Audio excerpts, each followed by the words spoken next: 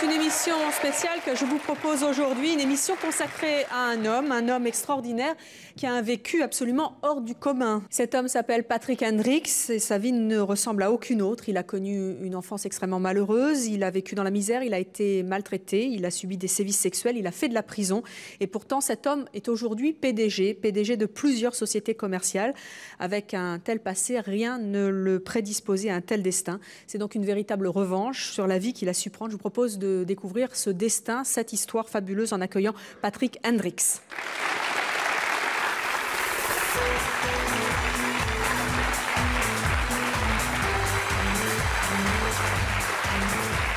Bonjour Patrick Hendricks, merci d'avoir accepté notre invitation. Vous êtes aujourd'hui PDG de plusieurs sociétés commerciales. Vous avez écrit un livre dans lequel vous racontez votre histoire, Les Trois Marches, une belle revanche sur la vie. Quand je vous ai présenté, c'est terrible. Quand on raconte le début de votre vie, la misère, la pauvreté, l'enfance maltraitée, et puis tout d'un coup on arrive à la richesse. On va arriver à cette richesse, mais vous allez d'abord nous raconter comment vous avez réussi ce parcours absolument extraordinaire. Les Trois Marches, c'est donc votre livre aux éditions Presse de la Renaissance. La première de ces trois marches, c'est votre enfance, une enfance qui est un début terrible dans la vie. Qu'est-ce qui vous a conduit à être placé à 6 ans dans un internat? En fait, on m'a placé dans ce qu'on appelait à l'époque un internat pour me protéger de mon père, qui a eu l'intelligence de quitter le terrain de l'éducation avant ma naissance. Donc ma maman s'est retrouvée toute seule, et comme c'était quelqu'un de très violent et d'alcoolique, qui a envoyé plusieurs fois ma maman à l'hôpital et qui a failli la tuer d'ailleurs, on n'a rien trouvé de mieux. Je pense que c'était peut-être un bon choix de me mettre dans une institution pour me protéger de lui et de sa violence. Le problème, c'est que l'endroit dans lequel on m'a mis pour me protéger était pire, finalement, que si je serais resté dans les mains de mon père. Qu'est-ce que vous avez subi dans cet internat? L'innommable. Ce qui est difficile d'expliquer, ce qui est difficile d'écrire. Je pense que dans mon bouquin, je l'ai fait avec énormément de pudeur. Mais j'ai toujours, même aujourd'hui à 43 ans, j'ai toujours difficile d'en parler parce que dès que j'en parle, ça revient et je n'ai pas forcément envie. Vous avez donc subi des sévices dans cet internat. Vous aviez quel âge à peu près? Ça a commencé quand j'avais 6 ans jusqu'à peu près l'âge de presque 11 ans. Tout. Torture, viol, tout seul, en bande. Ce qu'il y a de pire. Quoi vous pensiez quand pendant ces longues années, parce que c'est long et de toute manière, quand on est un enfant, c'est encore plus long. À quoi vous pensiez? En fait, ils sont tellement pervers et tellement malins qu'ils arrivent à nous faire entrer dans un système où on finit par se convaincre qu'on est puni parce qu'on a fait quelque chose de mal. Coupable. Donc, oui, ils cultivent ce sentiment de culpabilité, et quand on est très très jeune, on n'a aucune réalité des choses normales de la vie. Donc on dit on doit être puni. Si je suis puni, c'est que j'ai fait des conneries. Donc je ne vais pas dire on accepte, mais ça passe plus facilement. Mais c'est surtout, le côté pervers de la chose, c'est surtout pour éviter qu'on en parle à l'extérieur. Parce que quand ma maman venait me chercher le week-end, je n'osais pas lui en parler. Et le plus dur, c'est de cacher ses craintes. Et oui, ses craintes, quand le lundi matin, on vous ramène et que vous ne savez pas si le soir, c'est vous qui allez à tirer la carte gagnant pour que les surveillants s'amusent avec vous comme une poupée gonflable. Dans quel état d'esprit vous étiez quand vous étiez à l'intérieur de cet internat? Vous étiez hors du monde, ou vous étiez déjà dans un système de rébellion quelque part? Mais au début, les 2 premières années, on a le sentiment de rien, parce que je me rendais compte autour de moi que dans le dortoir, mais tout le monde subissait. Là où j'ai commencé à ouvrir les yeux, c'est un soir, la porte, une fois de plus, du dortoir s'est ouverte, et chance pour moi, et je lui dis avec beaucoup de regret encore aujourd'hui, chance pour moi, ce soir-là, c'est pas moi qui ai été sélectionné. C'est peut-être, ça peut paraître égoïste, mais j'étais content de passer mon tour, et c'est tombé sur un camarade qui était un peu plus loin, dans un autre lit. Et on a entendu ce qui se passait, parce qu'il y avait forcément les cris, parce qu'il y avait les rires sadiques des surveillants. Et à un certain moment, le gamin, aujourd'hui je dis le gamin, mais mon pote, si on peut dire, est revenu dans le dortoir, et il s'est arrêté devant la porte. Et nous, on le regardait, parce qu'en dessous, on se cachait toujours en dessous des couvertures en espérant que le démon ne nous prenne pas, comme tous les enfants font encore aujourd'hui. Et je l'ai vu traverser le dortoir en courant. Et il s'est fracassé la tête contre le mur. Donc il s'est suicidé. Et voilà. Mais j'aime pas en parler. Et à cette époque, est-ce que c'est à cette époque-là que vous avez une prise de conscience? Comment vous voyez l'avenir à cette époque, quand vous étiez petit? Mais je pense qu'il n'y a qu'une seule façon de la voir, c'est la haine et la vengeance. Il n'y a plus d'autre père. On ne peut pas accepter, on ne peut pas essayer de comprendre, on ne peut pas justifier, on ne peut pas excuser. Et c'est ce que je dis un certain moment dans mon bouquin. Je dis, à l'âge où les autres dorment avec des gros nounours dans leurs bras, moi je dormais qu'avec une chose, c'était le désir de vengeance. Et je dis une phrase à un certain moment à mon voisin de lit, je dis une phrase, un jour on les crèvera tous. Alors vous ne l'avez pas fait. Et non seulement vous ne l'avez pas fait, mais vous avez vous-même créé un superbe retournement de votre vie, puisque je le disais aujourd'hui, vous êtes PDG, vous êtes très riche, vous avez complètement... J'aime pas le mot riche, mais enfin... En tout cas, vous l'êtes plus que quand vous étiez jeune, puisque vous ne venez pas d'un milieu où on a, comme on dit, la cuillère en argent je suis riche par mes enfants, c'est ma priorité. Certainement, mais en tout cas, financièrement, vous êtes à l'abri des besoins aujourd'hui. Vous êtes sorti de cet internat un jour, vous avez fini par en sortir. Comment ça s'est passé à la sortie? Je suis... énormément de soulagement, bien sûr, bien que ma maman ne savait toujours pas ce qui se passait, mais elle me sort dans des conditions une fois de plus catastrophiques, puisque le lundi matin, j'ai été blessé dans la cour de récréation, et comme c'était une institution un petit peu archaïque, j'étais ouvert sur le menton, et sans soins, sans anesthésie, sans rien. Il y a un monsieur qui est venu avec un tablier blanc, parce qu'en ce temps-là, on appelait ça les médecins de la Croix-Rouge, et qui, avec un fil, a commencé à me coudre, tout simplement, comme ça. Tout simplement. Donc, quand on a 9 ans et qu'on commence à se faire coudre comme ça, il y a des choses qui ne vont pas. Et forcément, on supprime des cases dans sa tête, on enlève toutes les cases de logique, de douleur, et on apprend à contrôler et à gérer sa douleur. Donc, et toute la semaine, la punition était encore pire, puisque je recevais des coups, parce que je continuais à saigner, et forcément, je salissais les cahiers. Donc, le professeur me refrappait, parce que je salissais les cahiers, alors que justement, il y avait infection, il y avait un problème. C'est terrible, cet internat. Oui. Et le samedi, ma maman est venue me chercher, et en me regardant, elle a compris quelque chose qui n'allait pas. Elle a compris quelque chose qui n'allait pas, et elle m'a emmené directement chez un médecin, et le médecin lui a dit, à quelques heures près, c'était fini, il était mort. La vie a continué,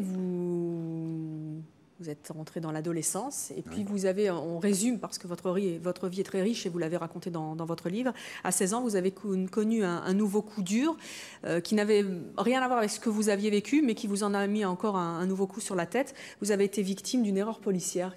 D'abord, qu'est-ce que c'était et quelles conséquences ça a eu sur votre vie d'adolescent? C'est pas à 16 ans, c'est à 20 ans. 20 ans. Un peu plus tard. 16 ans, c'est l'âge où je rencontre mon rayon de soleil.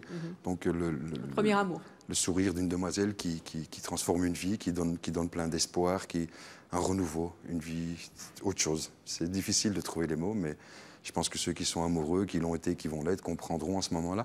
C'est difficile d'expliquer. Et à 20 ans, effectivement, la belle maman me voit comme un voyou, donc je subis ce regard de travers que la société porte encore aujourd'hui sur les gens qui ont un parcours un petit peu particulier ou qui vivent dans des endroits, ce que vous appelez en France les cités ou les quartiers un petit peu, je ne vais pas dire défavorisés parce que ce n'est pas vrai, ce n'étaient pas les quartiers défavorisés, c'était les quartiers normaux, ouvriers, et pour protéger sa fille, parce qu'elle se rende compte que sa fille et moi, on parle mariage et on a l'ambition de construire notre vie ensemble. Elle a l'excellente idée de téléphoner à la police pour dire « ma fille sort avec un trafiquant international de voitures volées ». Ce qui était vrai? Mais non, puisque je travaillais et 4 jours par semaine, je travaillais 16 heures par jour, puisque j'ai commencé à bosser à 16 ans, puisque j'avais une maman très fatiguée, surtout par son vécu et par le temps. Donc j'ai arrêté l'école, j'ai décidé d'aller travailler très très tôt. Qu'est-ce qui s'est passé? Qu'est-ce que la police a fait? Ils m'ont explosé. C'est-à-dire? Au sens propre? J'étais à la maison et en un coup, la porte a explosé. Et sans explication, ils m'ont massacré. Ils m'ont massacré, sans poser de questions. Ils m'ont massacré. Avec le recul, je ne vais pas dire que je les excuse, mais je les comprends. Je comprends qu'on peut avoir peur parce qu'on ne sait pas chez qui on va, on ne sait pas ce qu'on va trouver, est-ce qu'il y a des armes, est-ce qu'ils sont plusieurs. Mais d'un autre côté, je me dis qu'il a dû leur falloir 4-5 secondes pour comprendre que j'étais un gamin qui ne demandait rien à personne, que je n'avais pas d'armes, que je n'étais pas un trafiquant, que je n'étais rien. Mais ils se sont acharnés et ils m'ont explosé. Et au bout de 3 jours, il y en a un qui se dit il y a quelque chose qui ne va pas. Et là, ils se rendent compte qu'ils font une bourde. Et avec beaucoup de délicatesse, ils ont ouvert le bureau. Et je me souviendrai toute ma vie parce que j'étais sans chaussettes, j'ai eu le temps d'enfiler des chaussures, pantalon, j'avais même pas de sous-vêtements, et donc ils m'ont tiré comme ça. Et au bout de 3 jours où j'ai pas pu me laver, où j'ai eu à boire l'élémentaire et à manger pire que l'élémentaire, au bout de 3 jours, on sont rentrés dans le bureau, bon ben écoute, on s'est trompé, voilà, t'es libre. Alors ce qui est extraordinaire, c'est que ce début de vie qui est terrible, où vous en prenez plein la vie finalement, fait qu'à un moment, on pourrait dire presque logiquement, vous allez devenir un petit voyou, et même plus qu'un petit voyou, on peut dire. Hein. Vous avez fréquenté la mafia, vous avez organisé des casses, pire que ça, vous avez fait de la prison. Oui, mais en fait, ce qui se passe, c'est que quand je sors de là, je me dis, puisqu'on a ce regard de travers sur moi alors que c'est injustifié, puisqu'à ce moment-là, je perds tout, je perds absolument tout, je me dis, puisque la société m'a créé, maintenant elle va me subir. Et je pars dans un autre monde, je pars dans le monde des gros truands, pas des petits voyous. J'ai jamais agressé une vieille dans le métro pour lui voler sa chaîne comme des saloperies pareilles, c'est pas mon style. Et j'ai eu chance ou malchance, ça dépend de la position dans laquelle on se met, j'ai eu la chance d'être pris en main par des très très grosses pointures. Et je suis passé de porte-flingue à décisionnaire, à patron. C'est en Belgique, hein? En Belgique, un petit peu aux États-Unis, sur la Côte d'Azur, un petit peu partout. Et à 21 ans, je gagnais, en francs belges, c'est 2 millions de francs belges, je pense que ça doit faire 500 000 euros. 50 000 euros par semaine, à 21 ans. Ah, et en faisant quoi? Du banditisme. Banditisme, gros banditisme. De quoi, les filles Non, j'ai jamais touché à la cam, j'ai jamais été proxénète. Tout ça, chez nous, c'est des choses exclues. C'est attaque à main armée, fourgon, banque, le parcours, la protection. Vous étiez bien dans cet univers de truands? Est-ce que par rapport à votre vécu, l'internat, les souvenirs, le tabassage, vous étiez à l'abri, au chaud? J'étais bien parce qu'on avait un sentiment de famille. On était unis et je n'ai jamais vu autant de solidarité que dans ce monde que moi j'ai fréquenté, qui n'existe plus malheureusement aujourd'hui. Enfin, malheureusement ou heureusement, encore une fois, ça dépend comment on se positionne. Mais c'est vrai que j'ai découvert un monde avec des codes d'honneur, avec des mentalités, avec le respect de la parole donnée, avec l'argent facile, avec forcément plein de choses autour.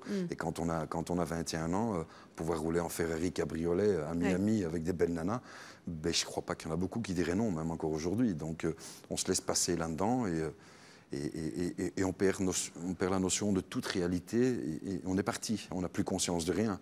Et s'il faut faire un fourgon, s'il faut faire ceci, s'il faut faire cela, d'ailleurs, c'est ça qui est fou dans ces situations, c'est qu'on se dit, on va travailler.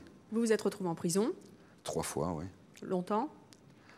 Quelques années, oui. Suffisamment pour prendre conscience de certaines choses. À quel moment vous avez décidé que la vie de truand, c'était pas votre vraie vie et qu'il fallait gagner votre vie autrement? La 3e fois. Et la 3e fois, parce qu'il se passe un événement très, très, très particulier, c'est que la 3e fois, bon, comme j'avais quand même acquis ma notoriété dans le monde des gros voyous. Des bandits. Donc, quand on rentre en prison, ça devient plus une punition, ça devient notre chez nous, finalement. Ouais. Parce qu'on impose une fois de plus nos règles. Vous étiez un caïd aussi en prison? J'aime pas le mot caïd, mais disons que je dirigeais certaines choses. J'avais le pouvoir sur certaines choses. Et là, j'ai commencé à gagner ma vie en prison aussi, parce qu'il y a autant de business en prison qu'à l'extérieur. Et je dirigeais quand même presque 200 garçons dans le monde des prisons. C'était pas mal. Et là, un jour, j'ai un moment, je ne vais pas dire de chance, mais il se passe quelque chose d'extraordinaire. C'est qu'il y a un pédophile qui rentre dans la prison et le maton vient me voir. Il connaissait, je ne vais pas dire qu'il connaissait mon parcours, mais il se doutait quelque chose qui n'allait pas parce qu'il voyait bien mes réactions quand je devais donner la bouffe à ce genre de mec. Et il me dit, voilà, s'il lui arrive quelque chose, nous on regarde ailleurs, tu fais ce que tu veux. Et là, je prends du recul et je me dis, maintenant, je vais pouvoir m'amuser. Et j'explique ce qui se passe dans cette cellule. J'explique dans mon bouquin ce qui se passe, à quel point je deviens fou. Vous vous êtes vengé sur ce type? Je lui ai fait payer. Je lui ai fait payer c'est terrible ce que vous racontez. Ce que j'estimais être mon droit. Et je vous rassure tout de suite, je ne l'ai pas tué. Mais je l'ai... mais comme on dit, il a mangé. Je l'ai torturé mentalement, physiquement, mais à ma manière. Parce que j'estimais à ce moment-là que c'était mon droit. Et en sortant de sa cellule, en lui disant... Je ne te tue pas maintenant, mais je vais revenir dans 5 minutes, dans 1 heure, dans 1 semaine. Tu vas crever, mais tu ne sais pas quand. Et en sortant de sa cellule, je me suis rendu compte que finalement, ça ne m'apportait absolument rien. et que ce que je cherchais depuis des années, je cherchais la vengeance, finalement, c'était rien du tout. C'est terrible, Patrick, ce que vous racontez, parce que finalement, vous racontez des choses, quand je vous écoute, je me dis, c'est pas possible, ça n'a pas pu lui arriver. Vous auriez pu imaginer un seul instant que vous deviendriez ce PDG-là reconnu, que vous écririez votre... Non, non, non, sûrement pas, puisque le dernier braco, enfin, la dernière attaque à main armée, non, dit braco, que je fais, je choisis justement une grosse bijouterie qui se trouve en face d'un bureau de police. Je fais exprès de prendre en face pour un peu mettre du piment. Et pour des raisons que j'explique de nouveau dans mon bouquin, mais que je ne dévoilerai pas ici, je décide de monter, moi, les armes vides. Donc je suis tellement inconscient et tellement allumé que je monte sur des braquages, des armes vides. D'abord parce que j'ai le respect de la vie, je ne voulais pas blesser ni tuer quelqu'un. Je n'en ai jamais voulu. Et j'ai la fierté de dire aujourd'hui que je n'ai pas de sang sur les mains. Et je me suis dit, pour moi, voilà, ça c'est le final. Je vais faire ce qu'il faut. Une fois qu'ils seront partis avec la marchandise, je vais les attendre. Et je n'attends qu'une chose, c'est qu'ils finissent. C'est ça que j'ai cherché finalement. Avec le recul, c'est ça que j'ai compris en écrivant mon bouquin. Que ce que je cherchais, c'est que c'est un poulet passe et ils me mettent la bastos qui allait tout arrêter. En tout cas, vous êtes un bon vendeur parce qu'on a envie d'acheter votre livre. Hein. Mais j'espère bien. À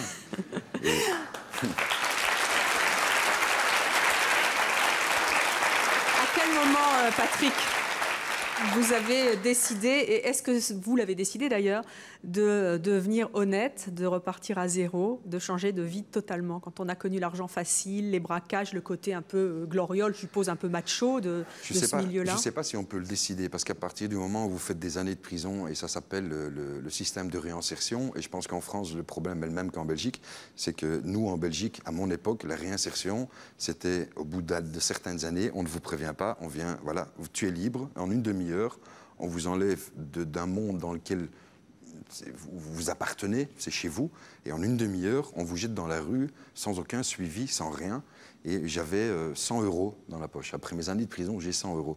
On ne se soucie pas de savoir où est-ce qu'on va dormir, ceci, donc je suis là.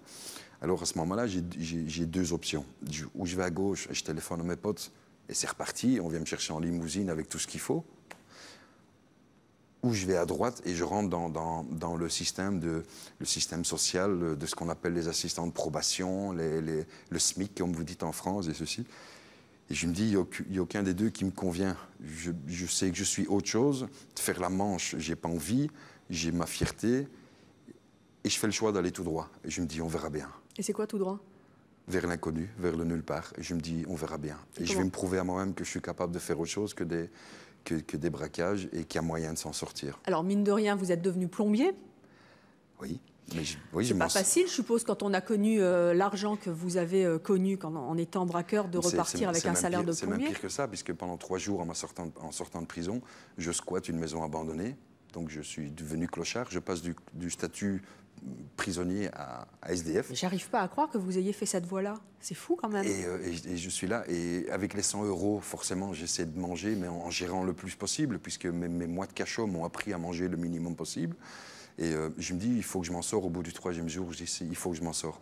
Et j'ai une idée de génie à ce moment-là, c'est que je rentre dans un magasin de vestes en cuir, j'achète une veste en cuir avec mon capital, et je risque le tout pour le tout. Je prends cette veste, je vais au bistrot du coin, je vends la veste le double du prix, je reviens, j'achète 2 vestes. Vous êtes un bon vendeur, je vous l'ai dit. Hein. Oui. J'achète 2 vestes, puis 4 vestes, et je me refais comme ça. Et comme la loi nous impose quand même d'avoir un travail honnête et officiel, donc, par bouche à oreille, j'entends qu'il y a un plombier qui cherche un ouvrier et je me présente chez lui. Et là, je suis tellement con et j'ai tellement honte que je dis à ses patrons, je dis voilà, ça fait 10 ans que je travaille en famille, plombier et tout, j'ai envie de voler de mes propres ailes, donc je mens. Je dis pas que je sors de prison, je dis pas que j'y connais rien. Et il me dit ok, on te donne une chance. Première chose, je vais dans un magasin de bricolage, j'achète des livres de bricolage. Et des outils de bricolage. Et j'arrive chez une dame, et au lieu de remplacer un robinet en 15 minutes, je mets 3h30. Elle n'a rien dit, vous n'êtes pas fait virer. J'endors tellement bien la dame en lui expliquant que comme ça, plomberie est vieille. Donc je l'endors, et voilà, et je deviens plombier comme ça. Et au bout du 4e jour, j'ai des remords, et je me dis, il y a quelque chose qui ne va pas. Et j'avoue à mes patrons, je dis voilà, je dis la vérité, c'est que je sors du placard, j'y connais rien, j'ai besoin de bosser, sinon je suis dans la merde. Il y a un des deux patrons qui me dit « Ok, puisque tu es honnête, je te donne une chance. » Mais l'autre, c'est un enfoiré parce qu'il me dit Il dit, maintenant tu vas pisser, chier, dormir comme nous, on va te le dire. Oh, sinon je téléphone et je dis que tu essaies de nous voler. Et là, pendant 6 mois, je me fais exploiter. Mais quand je me dis exploiter, c'est exploiter. Mais comme je me suis donné ma parole que je ne rentrerai pas en prison, je n'irai plus jamais en prison, je tiens le coup. Alors vous êtes devenu ce qu'on appelle un honnête homme, oui, tout à fait. Qui travaille pour, je suppose, pas très cher par rapport au salaire que vous aviez. Je parle de salaire quand vous travaillez avec la mafia. Ouais. Et puis un jour, alors on va passer un peu les étapes, on achètera votre livre, on l'a bien compris, Patrick. On passe les étapes, et un jour, alors je ne sais pas ce que c'est, vous allez me l'expliquer, c'est le destin, le hasard, le culot, la chance, je ne sais pas. Vous tombez sur un vieux monsieur, vous allez faire plombier chez lui, et tout d'un coup, pour aller vous laver les mains, il vous dit, voilà, moi j'ai un savon révolutionnaire, je vous donne la formule. Il fait ce geste parce que moi, je fais un geste de nouveau déroutant, c'est que ce vieux monsieur était impotent. Plus aucune famille, et quand je suis rentré chez lui, j'ai failli ressortir parce que l'odeur était infecte. C'était une personne âgée, complètement abandonnée, impotent. Alors vous imaginez faire le ménage et ceci. Je suis même convaincu qu'il s'était uriné dessus. Donc, mais pas de préjugés. Je me dis, je viens faire mon boulot, je fais mon boulot. Et je descends dans la cave, je remplace le compteur, je fais tout le travail. Et je vois le monsieur au-dessus de l'escalier dans sa charrette qui voudrait voir ce que j'ai fait. Et moi, je ne réfléchis pas plus loin. Ça étonne les gens quand je dis ça, mais moi, c'était ma façon de voir les choses, et ça l'est toujours. Je remonte l'escalier, je le prends de sa charrette, et je redescends avec lui dans la cave, et j'utilise mon genou pour lui montrer le boulot que j'ai fait. Pour moi, c'est normal. Les gens, en général, ils disent, mais c'est étonnant. Ben non. Et ça le touche tellement que est-ce qu'il veut me faire plaisir ou je ne sais pas, je ne peux pas expliquer ce qui se passe. Et je me demande pour me laver les mains, puisque le travail est fait et tout. Et dans ma tête, je me dis, cela, je vais pas le faire payer, parce qu'on voit bien qu'il n'a pas l'argent. Et pour pas froisser les gens, quand c'était des personnes âgées ou des personnes démunies, je disais aux gens, je vous enverrai la facture, vous payez quand vous recevez la facture. Mais j'envoyais jamais la facture. Mais je voulais respecter leur fierté et amour-propre. Et je dis au monsieur, je vous enverrai la facture et tout, est-ce que je peux me laver les mains? Il me dit, quand j'étais potent, j'avais une passion, j'étais chimiste, comme d'autres font les timbres, les trains électriques. Et vous allez dans la pièce, là... Je descends et je rentre dans une pièce bourrée de toiles d'araignée, je vois des petits flacons, je prends un flacon. Et au moment où je prends ce flacon, je mets sur ma main, je retire mes mains parce que je croyais que c'était de l'acide, parce que la crasse, elle coulait. Et en fait, c'était le savon que ce monsieur avait inventé. Donc je remonte, il me dit, vous pouvez garder le petit flacon, et je garde le petit flacon, mais pour le peu d'intérêt que je portais au savon, parce que je ne suis pas trop féminin, moi, tout ce qui est bazar, c'est... Donc je laisse dans la camionnette, ça reste là, et je continue mon boulot de plombier. Et puis quelques mois plus tard, en mettant de l'eau dans la camionnette, je retombe sur ce flacon. Je me dis, puisque c'est du savon, je mets dans un seau et je commence à nettoyer. Et puis il se passe quelque chose, je me prends en jeu et j'essaye de trouver ce que ce savon ne va pas pouvoir nettoyer. Et je ne trouve pas. Savon magique. Et j'essaye tout. Et je me dis, qu'est-ce que c'est que ce truc? Il y a quelque chose qui ne va pas. Et puis au bout de 6 mois que je me fais exploiter, je me dis il faut que je tente ma chance. Il faut que je tente ma chance. C'est peut-être maintenant qu'il faut y aller. Et je retourne voir le monsieur, je dis voilà, moi j'ai envie d'exploiter votre bazar, là, même si c'est un truc de nana, le savon, je dis moi j'ai envie d'essayer. Et là il fait un geste magnifique parce qu'il me dit en fonction de ce que vous avez fait pour moi, il dit moi j'ai plus de femme, j'ai plus de famille, j'ai plus rien. Il va dans un tiroir et il me donne la formule. C'est-à-dire qu'il n'avait jamais exploité la formule de ce savon très particulier qui nettoie en fait tout, mais en se frottant les mains, ça marche comment? Ça mousse un petit peu. Ça mousse un peu, mais c'est super décapant en fait. En gros, ça nettoie vraiment bien. Hein. C'est dégraissant, mais pas agressif pour la peau, même pas. Donc c'est complètement biologique. Donc il vous donne la formule, il ne l'avait pas déposée, il l'avait gardée dans son voilà tiroir. La formule. Donc je me retrouve sur le bord d'un trottoir avec une formule. Et moi en chimie, la seule chose que je connais, c'est quand on met du lait dans du café, ça devient clair. Vous étiez novice. Avec...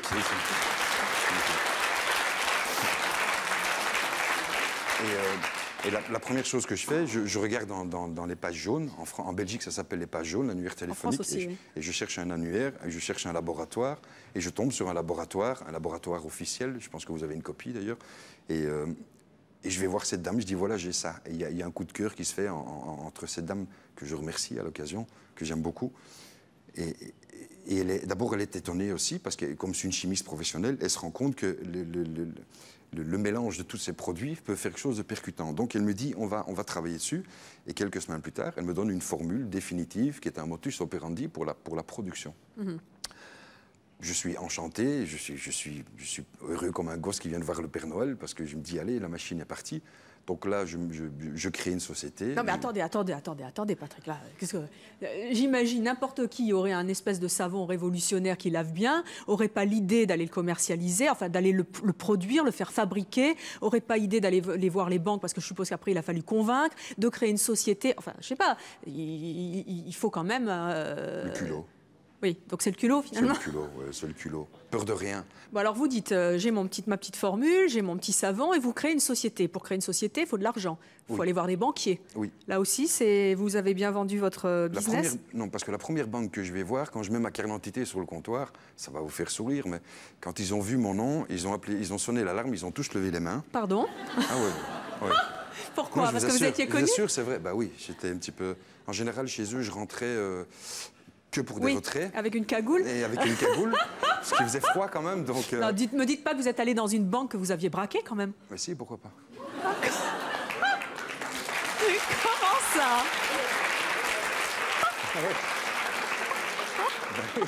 Qu'est-ce que vous voulez que je fasse d'autre? Quel juste retour des choses.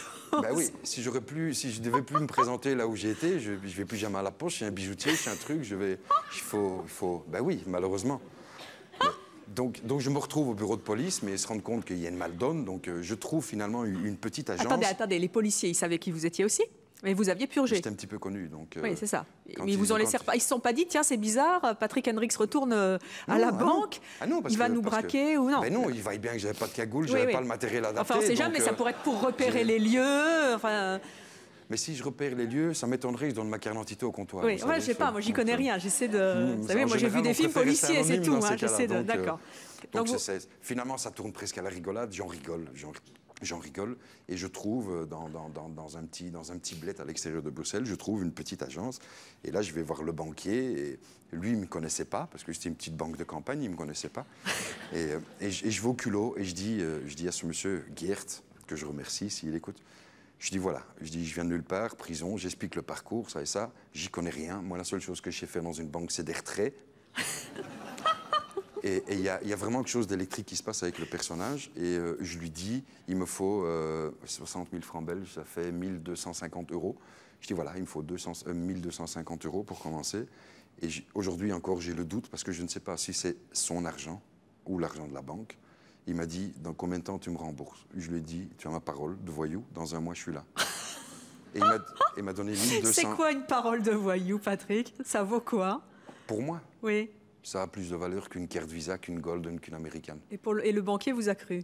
Il m'a cru. Oui. Il m'a cru parce que je pense que le fait d'avoir l'honnêteté... peut-être beaucoup de voyous qui leur disent ça aussi. Je pense que avoir l'honnêteté de dire, voilà, je suis ça, sans détour, non mais pas attendez, se cacher, vous pas là mentir. encore, vous êtes extraordinaire. Vous me dites, hop, je vais dans les banques que j'ai braquées, hop, je vais dans une petite agence, le type, je lui raconte toute mon histoire, je suis tolard, voilà, et puis je te rembourse, parole de voyou, dans 1 mois. Attendez, c'est incroyable, hein.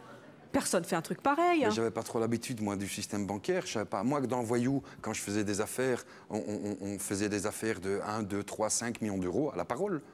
Si je te dis, OK, je douille, il m'envoyait la marchandise, je douillais. Sinon, c'était à l'enfouraille. Vous pensez bien, on mettait à l'heure tout de suite. Mais vous êtes un provocateur ou un voyou honnête, finalement? Enfin, à l'époque. Non, d'abord, je suis plus voyou. Oui, j'ai dit à l'époque. Oui. Honnête, je pense que je l'ai toujours été. J'ai aucun doute là-dessus. Et provocateur? Provocateur, non. Pourquoi? Parce que le culot, c'est de la provocation? Un peu? Non. Non. Je pense que le culot est une preuve d'honnêteté. Alors, vous obtenez donc ce prêt avec l'argent du banquier ou l'argent de la banque. En tout cas, vous montez votre société. Là, je découvre le monde de la TVA, faire un registre de commerce. Là aussi, vous n'y connaissiez rien du tout. Ah non, c'est une catastrophe. Dans la mafia, ça ne se passe pas comme ça. Les administrations, vous savez, les gens qui mettent des cachets sans vous regarder, j'avais envie de les tirer au-dessus du comptoir parce que il me manquait de respect, mais bon, quand on a mon parcours et d'autres, c'est vrai qu'on a des manies. Aujourd'hui encore, mes filles, elles savent qu'il ne faut pas claquer une porte, il ne faut pas secouer des clés, ça reste imprégné en vous. Ça vous rappelle certaines choses, oui. Et donc, finalement, je suis drillé, grâce à l'administration, je suis drillé pour me modérer, parce qu'il faut les subir, ces gens. Il faut Alors, là encore... c'est pas le tout d'obtenir l'argent de la banque, c'est pas le tout de monter une société et d'avoir la formule magique pour le savon magique. Encore faut-il trouver un partenaire économique à qui vous allez vendre ce savon. Comment vous avez décroché votre premier contrat? Mais juste une parenthèse. quand je réussis enfin à avoir tous mes papiers et que j'attrape le statut de directeur d'entreprise, même s'il n'y a pas de personnel et pas de téléphone, on devient automatiquement directeur d'entreprise. Je prends 50 départs et mon but, c'était d'offrir 50% départ au monsieur. Au banquier? Au vieux monsieur. Donc là, une fois de plus, saloperie de destin ou malchance ou hasard, au moment où j'arrive, je retourne chez le monsieur après des mois, le monsieur était décédé, il n'y avait plus rien. Et là, je me suis dit, eh ben, pour lui, parce que c'est quasi presque tout ce qui me restait, pour lui, maintenant, je vais y aller. Maintenant, je vais y aller. Réussir ce qu'il n'avait pas réussi à faire. Et en rentrant chez moi, donc j'ai 100% de part d'une société où j'ai pas de personnel, où j'ai pas de stock, où j'ai pas de fonds, où j'ai rien. Je me dis, qu'est-ce que je dois faire? Et comme j'habite sur un aérodrome abandonné, qui se trouve à l'extérieur de Bruxelles, je sais pas pourquoi, je pense aux avions. Non, la compagnie aérienne de Belgique. Voilà. Je me dis, avec le culot que j'ai, il ne va rien m'arriver. Et je prends ma voiture et je pars à l'aéroport. Je rame parce que c'est immense. Et à un certain moment, je vois laboratoire, expertise, et je rentre là. Et je dis à la secrétaire, je dis, voilà, j'ai inventé un truc, je voudrais vous le présenter. Il me dit, attendez, il faut 1 an, 2 ans de patience, il faut faire des tests et ceci. Et je lui dis, j'ai pas le temps. Et en discutant avec cette dame, je vois sur une des portes, je vois direction générale. Et je dis, madame, excusez-moi pour ce que je vais faire, mais j'ai pas le temps. Et je suis parti et j'ai ouvert la porte. Non. Oui, j'ai ouvert la porte. Et ils étaient en réunion, là. Et je tombe en plein dans un jeu de quilles, ils étaient en réunion. Vous vous êtes viré. Et je reste, même moi, je suis surpris parce que je ne m'attendais pas à voir autant de monde. Quand vous vous revoyez quand même, on va continuer l'histoire de la réunion, mais quand vous vous revoyez faire ça, c'est hallucinant quand même. Mais je fais ça tous les jours. Il est incroyable. Moi, je fais ça tous les jours. Alors attendez, vous ouvrez la porte, ils sont en réunion, ils vous voient arriver. Je vois 12 personnes et je dis, écoutez, excusez mon impolitesse, mais c'est qui le patron? Et il y a un monsieur qui est assis un petit peu plus loin, il me dit, c'est moi. Mais c'est vrai qu'avec ma tronche, on se méfie un peu au départ. Hein. Quand on fait 1m90 pour 100 kilos, surtout qu'en tant que patron, j'étais le premier mec en Santiago, jean Santiago. En plus, d'accord, vous n'aviez pas le costume. Hein. Voilà. Bien. Et je vais chez ce monsieur, je dis, écoutez, vraiment, pardonnez-moi, excusez-moi d'être aussi impoli. Je dis, mais moi, je ne sais pas comment ça fonctionne chez vous, je n'ai pas le temps. Je dis, alors voilà, j'avais fait faire des petites cartes d'identité à la 642. Et je dis, voilà ma carte de visite. Je dis, voilà la carte, voici un flacon. Écoutez, si vous ne me téléphonez pas, tant pis. Si vous essayez, ben, on verra bien. Et 15 jours après, je livrais 5 tonnes de savon. Attendez, là aussi, vous avez une chance incroyable. Parce que vous savez bien que dans n'importe quel milieu, on reçoit des dizaines et des dizaines de personnes avec des produits miraculeux et que ça reste dans un placard parce qu'on a autre chose à faire. Ben justement, avec le recul et en discutant, parce qu'on est devenus forcément amis, il m'a expliqué la situation et ça m'a permis justement d'analyser pourquoi vous aviez réussi. Et prendre du recul par rapport aux affaires que je gère aujourd'hui. Et c'est ce que j'explique aux gens. Ce qui a créé mon rapport de force positif pour mon cas et qui me démarque des autres, c'est que je ne suis pas rentré dans le créneau de ce qui existe encore aujourd'hui, du style lèche-cul, bakchis, s'il vous plaît, oh Dieu maître, est-ce que tu veux m'écouter? Non. Ce qu'il a de saisi, c'est que c'est mon culot et mon audace. Et ça m'a tellement démarqué de justement tout ce qu'il rencontre, tous ces gens qui rampent pour essayer d'avoir des contrats. Eh bien, ça l'a touché et il m'a fait passer en priorité. Et il fallait que le savon soit bon aussi. Ils ont fait des essais, ils ont vu que le savon était bon. Et bingo, c'est parti comme ça. 5 tonnes livrées une semaine après. Vous avez réussi là aussi, je suppose, avec une facilité déconcertante à faire fabriquer les 5 tonnes en temps et en heure. J'ai trouvé une combine. Bien sûr. Laquelle? J'ai trouvé une petite usine qui savait travailler immédiatement. Là, j'ai eu un gros doute à un certain moment parce que j'étais en possession d'une formule qui n'était pas déposée, qui n'était pas protégée. En plus. Donc, le côté voyou m'a dit, fais gaffe, parce qu'avec les enfoirés qui nous entourent, il faut faire attention. C'est une phrase que je dis tout le temps à mes enfants. Je dis, Jésus, ils étaient que 12 à table, il y avait un Judas. Maintenant, on a 9 milliards, il faut faire gaffe quand même. Donc j'ai fait attention et j'ai trouvé un petit chimiste du côté de Tournai, qui est une ville à la frontière belge, franco-belge. Et j'ai trouvé un petit mec et ça m'a fait plaisir de travailler avec lui parce que comme moi, il était tout petit, il partait de rien, plein d'ambition. Et je me dis, plutôt que d'aller dans une grosse multinationale, eh ben, je vais bosser avec ce mec. Et il s'est cassé la tête, pour pas dire autre chose. Et aujourd'hui, il doit vous en être reconnaissant, je suppose. Et on est parti comme ça, on est parti, mais dans des conditions, je vous assure, on est arrivé à Zaventem alors qu'il y avait les avions, sécurité. Zaventem, c'est l'aéroport. Avec des bidons qui n'étaient pas de la même couleur, avec des bouchons qui avaient déjà été Et là ouverts, aussi, vous avez continué à être crédible. Oui, parce que j'expliquais quand on me disait, mais enfin, c'est quoi tout ça? Il dit, écoutez, vous me demandez de l'urgence, je fais avec ce que j'ai, moi. Donc j'essaie de renvoyer l'ascenseur dans l'autre sens en me disant, c'est moi qui vous dépanne. Donc taisez-vous, sinon je reprends tout. Donc, alors qu'ils étaient mal à l'aise et ça marchait comme ça. Aujourd'hui, vous êtes donc à la tête de plusieurs sociétés commerciales, combien à peu près? Plusieurs sociétés. Plusieurs. Vous pesez un certain chiffre d'affaires que vous n'allez pas me donner, évidemment. Oui. Bien sûr. Ce qu'il y a de singulier aussi dans votre histoire, c'est qu'à un certain moment, toute réussite ne passe pas inaperçue. Et bien sûr, votre passé vous a rattrapé. C'est-à-dire que les journalistes se sont aperçus que le Patrick Hendrix, qui avait eu cette idée de génie d'inventer, de commercialiser un savon révolutionnaire, était en fait un ancien tolard, un ancien mafieux, globalement. Comment ça s'est passé? La presse s'est déchaînée contre vous? Très très mal, parce que ce qui se passe au début comme une fête, parce que pour moi, c'était la reconnaissance, le fait que des journalistes me disent on a eu vent de votre histoire et ceci et cela. Et j'ai dit ok, ça roule. J'avais déjà, heureusement, j'avais eu l'intelligence de ne pas mettre des photos de mon visage. Je dis on parle du produit, c'est tout, j'ai pas besoin de m'exhiber. Donc, et ils ont titré le gosse de rue devenu PDG, le SDF devenu PDG, donc des premières pages, mais ça a pris une ampleur démesurée. En plus, ils ont choisi un bon moment, c'est la période de Noël, donc ils l'ont fait passer comme un conte de Noël. Et je me dis, allez, c'est quelque chose de positif, parce que ça va montrer aux gens que ceux qui sont dans la dèche maintenant, qui vont l'être plus tard, qu'il y a toujours moyen de relever la tête et qu'il faut y aller. Donc moi, dans ma tête, je me suis dit, je dois le dire, parce que c'est positif. Seulement, ce qui s'est passé, c'est qu'il y a deux mondes. Il y a le monde des particuliers, ceux qui lisent des journaux, et il y a les businessmen. Et ça a mis 4-5 jours, pour qu'à la maison, dans le fax, et au bureau, dans le fax, tous les bons de commande, commande annulée, commande annulée, commande annulée. Et en quelques jours, j'ai compris qu'il y a des grosses multinationales, des sociétés, qui, pour des raisons d'éthique, ne préféraient pas associer leur nom à celui d'un voyou. Comment l'homme intelligent et malicieux que vous êtes depuis des années à contourner l'obstacle? D'abord très mal, parce que je me suis dit, je veux retourner en prison. Ça a été ma première réaction. Parce que de nouveau, cette incompréhension, de nouveau ce regard de travers, de nouveau ces préjugés pourris, alors qu'à force de les fréquenter, je sais qu'eux sont plus pourris que les gens que j'ai rencontrés. Que c'est un monde bien particulier, où tout s'achète, où tout se négocie. C'est un monde de bakshish, d'enroule, Enfin oui, bon, je bosse encore avec eux, donc je vais me modérer.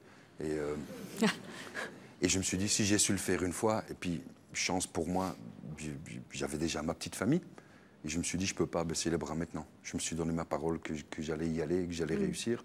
Et je me dis, si j'ai su le faire une fois, je vais le faire 2 fois. Comment vous avez fait alors? J'ai recommencé tout à zéro. Tout? Tout à zéro. C'est-à-dire? J'ai gardé les clients qui me croyaient en moi. Oui. Je les ai chouchoutés, je les chouchoute encore aujourd'hui. Et j'ai repris une veste et une voiture. Et j'ai commencé à refaire du commercial. Et avec une autre approche, j'arrivais chez les gens, je dis voilà, je viens pour mon savon, mais il faut que vous sachiez ceci. J'ai fait mes années de prison, je suis un ancien braqueur, j'ai fait ceci. Donc si vous décidez qu'on bosse ensemble, vous le savez. Si vous me dites non, je ne serai pas fâché. Mais vous le saurez depuis le départ. Et le côté de nouveau franchise a plu aux gens. Et finalement, j'ai perdu la première fois 80% de mes clients. Et bien, grâce à cette opération, j'en ai gagné 160%. Aujourd'hui, donc, vous avez remonté la pente. Vous avez donc écrit ce livre dans lequel vous analysez votre parcours. Tout le monde ne peut pas réussir ce que vous avez fait avec l'enfant. Si. Tout le monde ne le réussit pas. Avoir une enfance aussi dramatique et réussir ce parcours. Tout le monde peut réussir. Je vous le promets, tout le monde peut réussir. Qu'est-ce qui fait que vous avez été différent des autres? De la société. J'étais le triple zéro de la société. Si moi, j'ai su construire et faire ce que je fais aujourd'hui, et j'ai pas honte de le dire, aujourd'hui, je suis un homme d'affaires, je gère énormément de gens, je sais pas écrire une lettre sans faire des fautes d'orthographe. Je dois demander à mes enfants de faire des fautes de... Eh ben, j'en ai pas honte. Parce que j'ai pas peur et j'ai pas honte de dire je sais pas le faire. Et c'est ça le problème aujourd'hui. C'est que les gens sont tellement fiers et tellement cons que quand ils savent pas faire quelque chose, ils osent pas demander aux autres. C'est tout. Et quand vous analysez votre passé rétrospectivement, vous auriez pu finir en prison, ça aurait pu tourner très mal pour vous aussi parce que vous avez joué avec le feu. Quand vous repensez justement à vos camarades de chambrée qui subissaient les mêmes violences que vous, les viols répétés, les sévices, les tortures, eux n'ont pas réussi, je ne sais pas si vous avez des nouvelles d'eux, mais n'ont certainement pas réussi votre parcours. Qu'est-ce qui fait que vous avez été si différent des autres? D'abord, si j'aurais la réponse, je ne vous la donnerai pas. Parce que ce qui était valable pour moi ne sera peut-être pas forcément valable pour quelqu'un d'autre. C'est ça, réussir. Quand vous êtes dans votre bureau, que vous regardez votre réussite pour vos enfants, dont vous m'avez dit au début de cette émission que vous étiez très fiers d'eux, Oui. il vous arrive de penser souvent à votre passé? Est-ce que ça remonte, ça, très souvent? Vous voulez savoir la dernière fois que j'y ai pensé? Cette nuit. La nuit d'avant. Et la nuit d'avant. Et la nuit d'avant. Et la dernière des filles qui vit encore avec moi, elle ne comprend pas pourquoi je me couche à minuit, que je me lève à 3h30 du matin. Parce que ça ne changera jamais, et parce que j'ai accepté le fait, et parce que c'est comme ça. Ça aurait pu être pire. J'aurais pu être alcoolo, j'aurais pu être drogué. Mais voilà, je combats mes démons tout seul, et je les emmerde pas avec ça. On en parle très très peu. Mais c'est dur à vivre, ouais. C'est une blessure qui ne se refermera jamais? C'est impossible. C'est impossible. Quand vous faites le compte du positif que vous avez eu dans votre vie et du négatif, qu'est-ce qu'il emporte? Vous voulez savoir si je re-signerais pour avoir la même vie? Ce n'est pas tout à fait ma question, mais vous pouvez répondre comme ça. Ouais. Ouais. Si je devrais tout recommencer, je voudrais faire exactement le même parcours. Avec toutes les souffrances aussi? Ouais. Parce que je sais où je vais, parce que je sais qu'aujourd'hui j'ai des enfants fabuleux. Et c'est ça qui vous a construit, la souffrance? je sais pas, parce que c'est dangereux comme question et comme réponse, parce que ça voudrait dire à certaines personnes faibles d'esprit de se dire il faut que je souffre, il faut qu'on me torture pour que j'ai une chance de réussir. Donc c'est dangereux, je répondrai pas à ce genre de questions. Je sais pas si c'est bien ou mal, je sais que je l'ai vécu, je le souhaite à personne. Ceux qui l'ont vécu, ben, à travers mon bouquin et à travers des émissions comme la vôtre, j'essaye de leur dire allez vas-y, relève la tête, parce que le passé c'est pas un boulet. Et si tu penses que c'est un boulet, eh ben à deux, on va casser la chaîne. Et à travers mon bouquin, je vais te montrer que ce n'est pas une maladie, ce n'est pas une tare. Et que la vie, elle vaut la peine d'être vécue. Et qu'il suffit de voir les choses autrement pour que le soleil rentre dans ta tête et que c'est reparti. C'est pour ça que j'écris.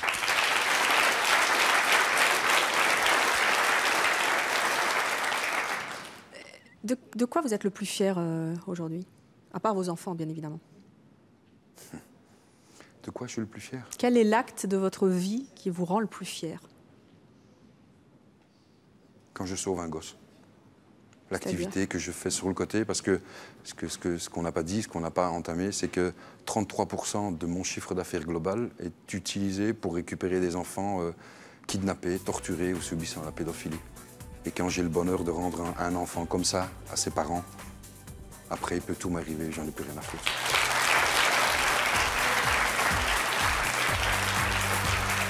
Patrick Hendricks, merci. Je rappelle le titre de votre livre, Les Trois Marches, une belle revanche sur la vie. Je pense que c'est une belle revanche sur la vie que vous avez eue, mais elle n'est pas finie. Merci d'être venu nous raconter avec beaucoup d'émotion votre parcours, ce passé terrible et ce que vous en avez fait aujourd'hui. Merci d'avoir été avec nous.